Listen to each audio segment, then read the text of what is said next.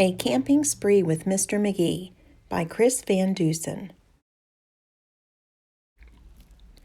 Early one morning at 7:03, Mr. Magee and his little dog Dee packed up their camper and hitched up the load, hopped in the Rambler, and then hit the road. They drove to the mountains far from the sea for 2 nights of camping, or possibly 3. "There's nothing like camping," said Mr. Magee. "I know you will love it. Just you wait and see. The views are fantastic. There's hardly a sound. Aside from the wildlife, there's no one around. And the air is so sweet you'll sleep like a log," said Mr. Magee to his small spotted dog. A few hours later, they took a sharp right and found a great spot to lay camp for the night. It was high on a hill with a beautiful view of Mount Adams, Mount Lincoln, and Jefferson too.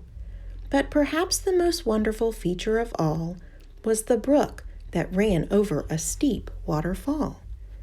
Dee gathered pine cones and branches and logs. Magee made a campfire and cooked some hot dogs. And as the sun set behind far distant knolls, they sat roasting marshmallows over the coals. As the embers went out, they felt tired and dozy, so they climbed in their bunk beds all comfy and cozy. But while they were falling asleep without care, along came a stumbling, bumbling bear, a kindly old bear whose sight wasn't so clear.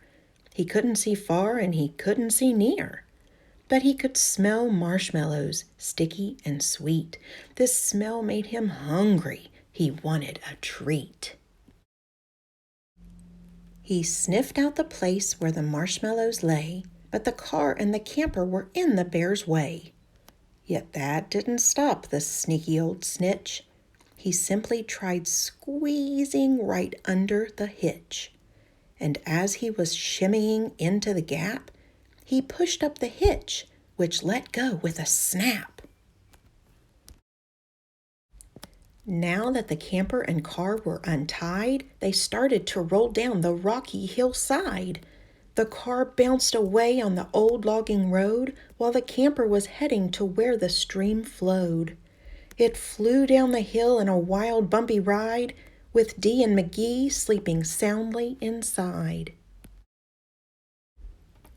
They were snoring and snoozing, enjoying a dream, when splash went the camper right into the stream. The splash shook the camper.